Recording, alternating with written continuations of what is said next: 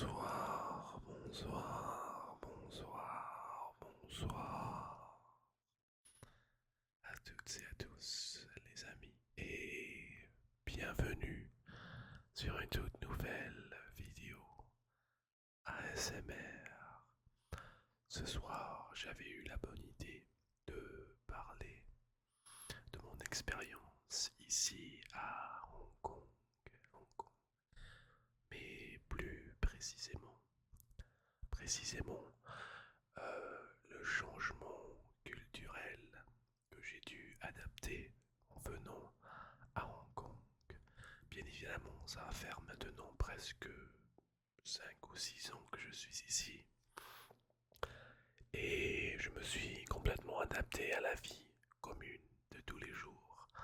Mais en arrivant ici, c'était assez bouleversant et je voulais partager mon expérience avec vous les amis. Qu'est-ce que vous en pensez?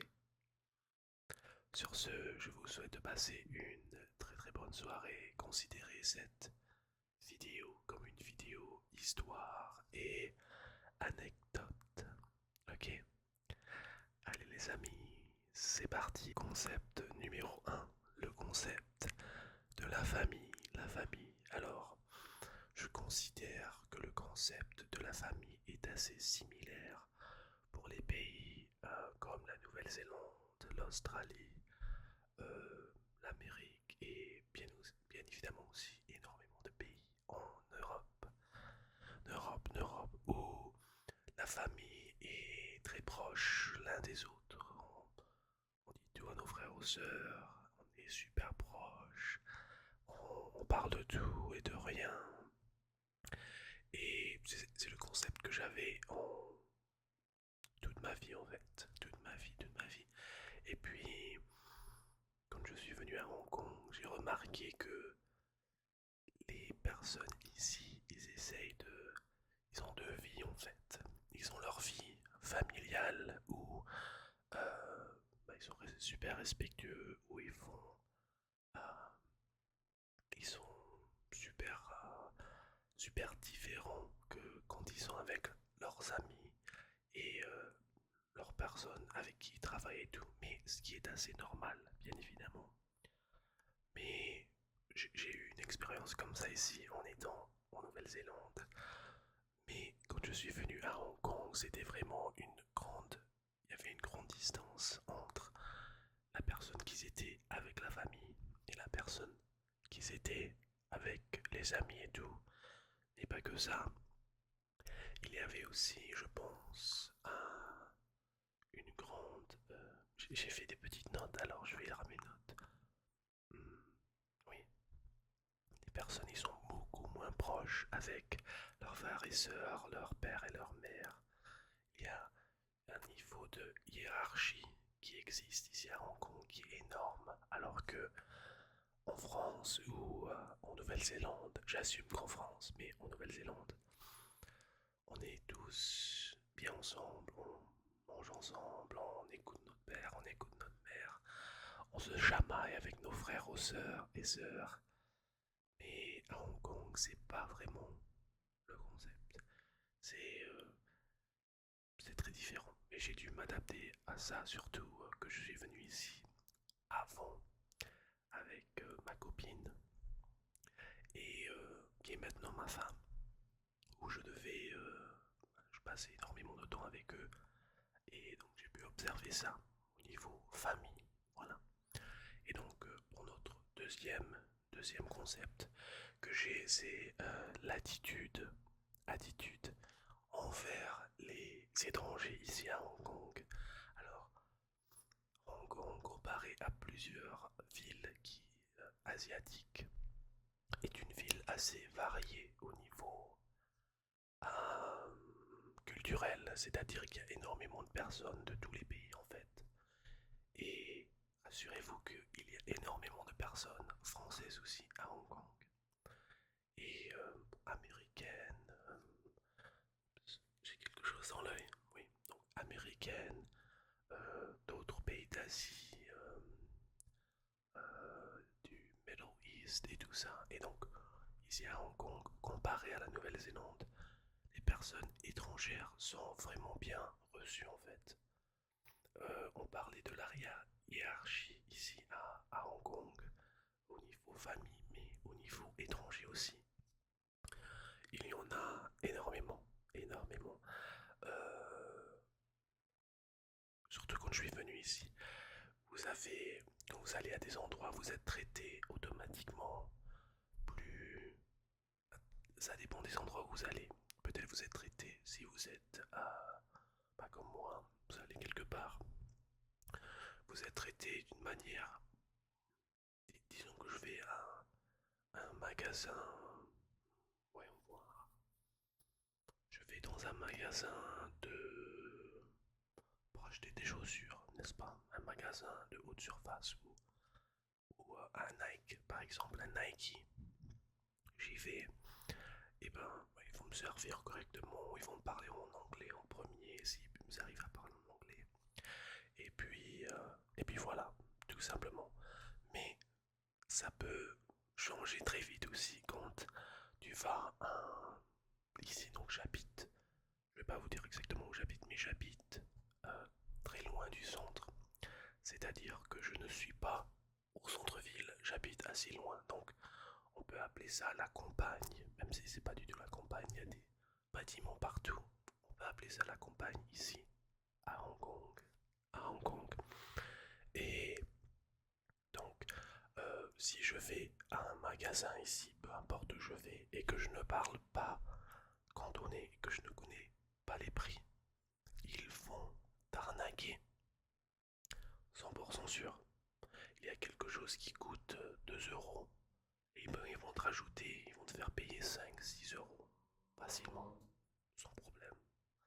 Donc, niveau étranger, ça peut aider, mais ça peut aussi, ça peut être super, super décevant. Un autre exemple, quand, euh, quand tu prends un taxi ici à Hong Kong, ils sont, comme tous les taxis, pas un Uber, mais un taxi normal.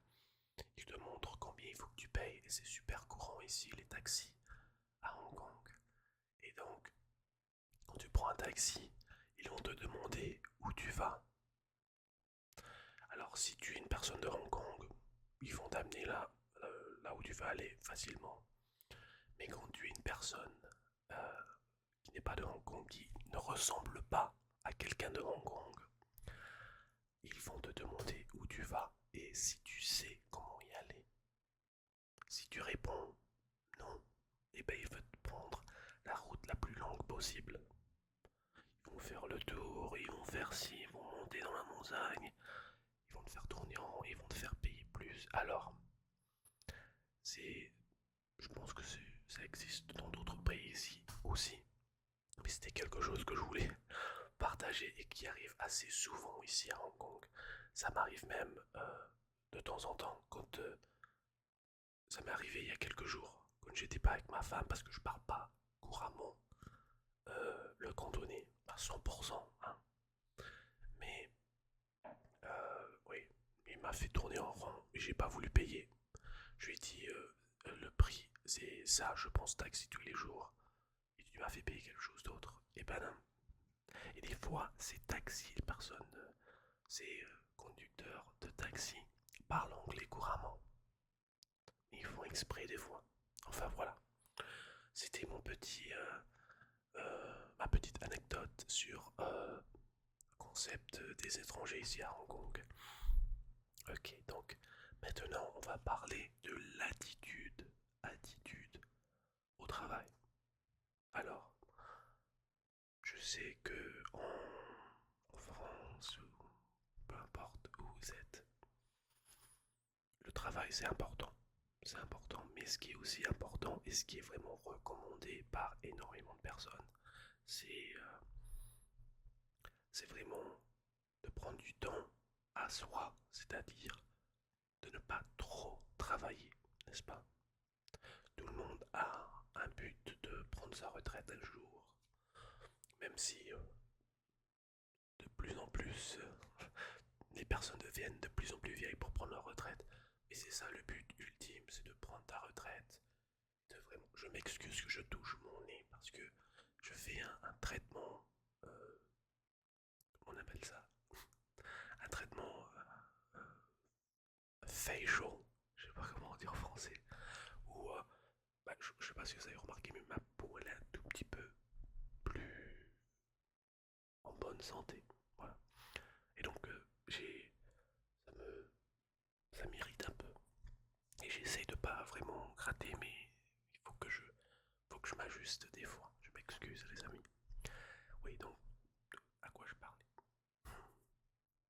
Ah oui, attitude au travail. Prendre du temps. Là où, là d'où je viens, c'est vraiment recommandé.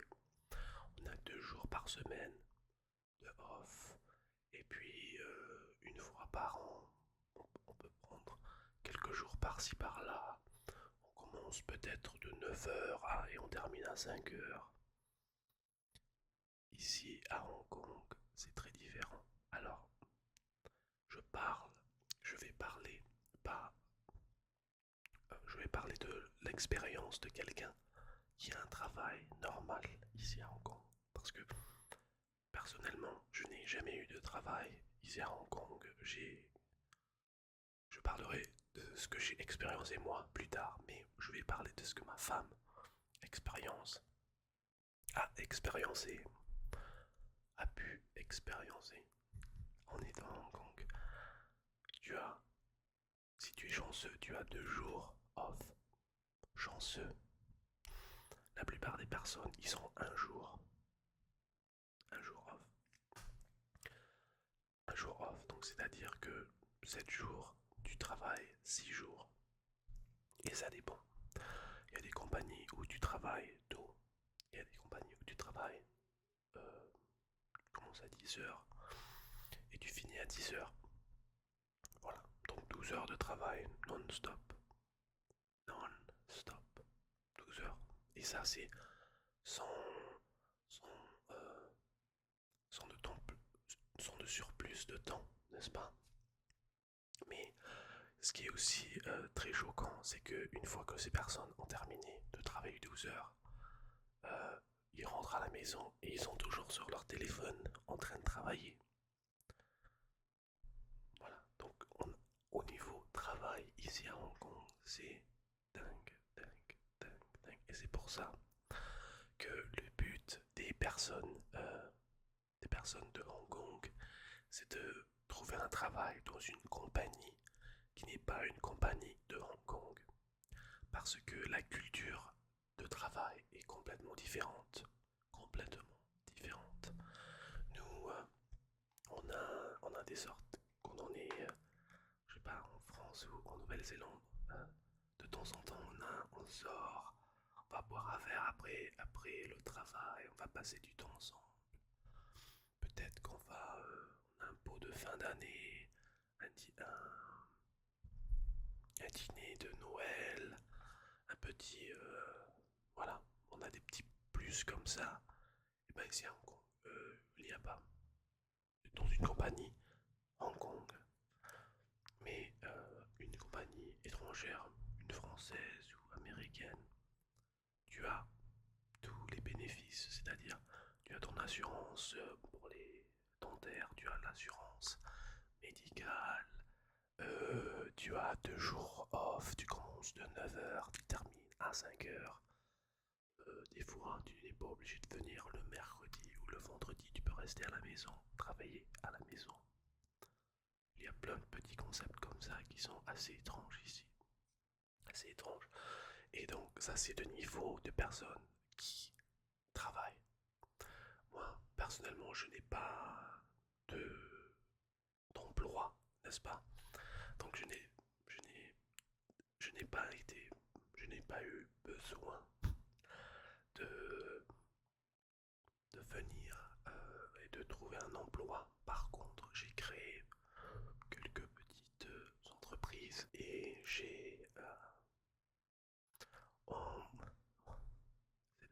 c'est super dur de parler comme ça. Et j'ai employé quelques personnes et ces personnes m'ont expliqué à quel point ils aimaient vraiment la culture que, que moi-même je pensais était normal. parce que je suis venu ici, je savais pas exactement comment était la culture de travail. Donc, quand je disais à tout le monde, eh ben, ça y est, c'est fini, vous pouvez rentrer, alors qu'il était 5 heures, c'est l'heure de rentrer, eh ben, ils me regardaient et ils me demandaient, tu es sûr? Ils étaient en train de faire au travail, il était 5h15, 5h20, mais terminé à 5 heures. Je leur ai dit, ben, je vous paye pas en plus, n'est-ce pas? Donc, rentrez à la maison. Ben, ils s'en fichaient un peu en fait. Ils en avaient rien à faire, ils travaillaient plus. Ce qui était assez différent, mais ça prouve beaucoup leur caractère de, de travail, travail des heures énormes. Ils font beaucoup de choses pour leur travail et la génération ici, ils aiment bien avoir un seul travail en fait, un seul emploi. Et ils vont rester loyaux à cet emploi, peu importe ce qui se passe. Donc voilà. Euh, Ça c'est mon anecdote pour le travail. Euh, je sais pas si ça vous plaît, ces petites histoires. Mais maintenant on va passer à une histoire beaucoup, beaucoup plus sérieuse, beaucoup plus importante aussi. La nourriture. Oh, alors, je vais vous lire ce que j'ai écrit. En France, la nourriture est considérée comme un art. Bon, apparemment, ça dépend, mais c'est ce que les gens pensent. Et il y en a une grande variété de plats en France. Mais à Hong Kong, la nourriture est seulement souvent plus simple et consiste de plats de rue populaires comme des dim sum et des nouilles, des pâtes, des noodles. Et donc, c'est ça que j'ai trouvé super bien ici à Hong Kong. Tu viens, il est 11 heures du soir, minuit, 1 heure du matin, et tu te dis, tiens, j'ai envie d'aller prendre une petite bière ou une petite boisson, mais j'ai pas envie d'aller à un bar. Qu'est-ce que tu fais? Eh ben tu vas à un 7-Eleven. C'est un magasin qui est ouvert 24 heures sur 24. Et tu te prends une bière et tu te prends un petit sandwich ou quoi que ce soit. Et voilà, tu rentres chez toi. Ou tu peux le manger à l'intérieur ou tu peux le manger en dehors. C'est super simple, c'est super simple. Alors que en Nouvelle-Zélande, tout fermé à quelle heure? Oui, 9h30, 10 heures, tout était fermé. Et puis, tout ce qui restait ouvert, c'était les McDonald's. 24 heures sur 24, c'est tout. C'est tout. Niveau nourriture ici, j'ai cru, quand je suis venu ici, que la nourriture allait être super, super épicée. Super un stéréotype. Euh, non, la nourriture est délicieuse. Euh, c'est pas du tout la nourriture à laquelle vous êtes habitué au niveau nourriture chinoise. Quand je suis venu quand j'étais en Nouvelle-Zélande, je croyais que la nourriture chinoise était du riz cantonné, euh, du... je sais pas, ouais. Je vais vous mettre quelques photos ici, tiens. Donc ça, j'ai cru que ça c'était super courant ici. Et ça aussi, mais non, non, non, non. Voici à quoi la nourriture de Hong Kong ressemble. Il y a ça, celui-ci aussi, c'est mon plat préféré. Et bien évidemment, ça.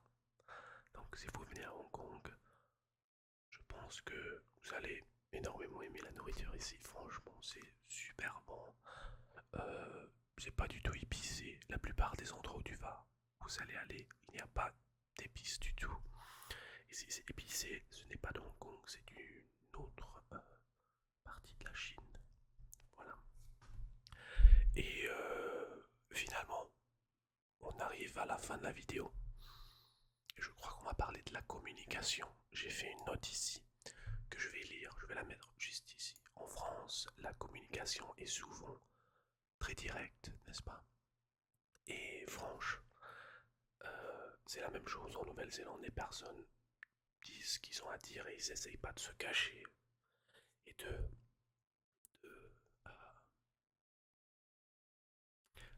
façade, façade, ils disent ce qu'ils ont envie de dire et plus souvent, c'est plus simple de rester comme ça. Mais ici à Hong Kong, c'est c'est très différent, très différent, très différent.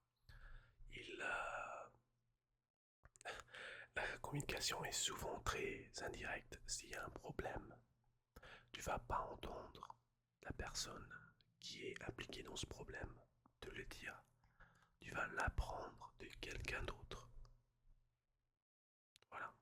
Ils vont essayer de garder le problème avec eux parce que ils se disent que la plupart du temps, tout le monde a des problèmes et c'est mieux d'essayer de garder ses problèmes à soi-même et d'essayer de se... je sais pas, ils gardent leurs problèmes à eux-mêmes en fait. Et puis, ils papotent, à la fin, ils papotent et ils partagent leurs problèmes avec leurs amis. Et la plupart du temps, c'est comme ça que tu entends parler du problème plus tard. Donc, ils n'aiment pas les conflits du tout. Donc, c'est pour ça qu'ils n'aiment pas partager ça. Ils n'aiment pas... ben, c'est vrai que les conflits ici, je n'ai pas vu énormément, énormément. La plupart des conflits que je vois, franchement, ce sont des étrangers. C'est tout, c'est tout, c'est tout. Mais personnellement, je pense que cette vidéo a été assez longue. Je pense peut-être parce que je suis super, super occupé en ce moment, mais énormément occupé. J'ai plein de nouvelles que je ne suis pas encore prêt à annoncer de ma vie personnelle. Mais j'essaie de trouver du temps à faire des vidéos. Alors, pour ceux d'entre vous qui sont abonnés sur Patreon, euh, je vous remercie énormément. Mais ne vous inquiétez surtout pas si vous ne pouvez absolument, absolument pas me supporter parce que peut-être que le nombre de vidéos que je fais a diminué énormément. Ne vous inquiétez surtout pas, vous avez totalement le droit et n'ayez pas peur de... Comment dire? Si vous avez envie de ne plus me soutenir sur Patreon, il n'y a pas de souci du tout, franchement. Franchement, franchement. Parce que le nombre de vidéos que je vais faire va diminuer énormément. Mais je pense que je vais faire des vidéos histoire plus souvent. J'ai énormément d'histoires à raconter. Je pense que j'ai eu un parcours assez unique. Euh, et une vie assez unique aussi. Pas, pas une vie commune. J'ai une vie assez unique et je pense que ça serait pas mal de raconter ma vie avec vous. Et donc c'est peut-être un concept que je pourrais soutenir où je n'aurais pas pensé quel genre de vidéo il faut que je fasse à gauche à droite. Non, je m'assois, j'ai terminé tout mon travail, je m'assois et je parle pendant 20-30 minutes à propos d'un sujet que je trouve personnel et que je trouve sera intéressant pour vous. C'est un concept que je trouve va être, que je vais pouvoir être constant à faire tout le temps en fait. Et si c'est quelque chose qui vous plaît, ben dites-le moi. Si c'est pas le cas, et ben je m'excuse en avance pour le manque de vidéos qu'il va avoir dans le futur. Niveau ASMR, déclencheur, super, super, comment on dit ça? Ouais, ben, de l'ASMR traditionnel quoi. Je me suis dit que j'aimerais bien m'asseoir et avoir une petite séance d'anecdotes, d'histoires avec vous. De temps en temps, je pense que ça serait pas mal. Sur ce les amis, je vous souhaite de passer une soirée absolument agréable si vous êtes toujours là à m'écouter. Et peut-être que j'essaierai de prendre un micro de plus haute qualité pour vraiment que que ma voix soit beaucoup mieux de un et un micro qui est plus adapté à la voix au lieu que des déclencheurs binaurales plus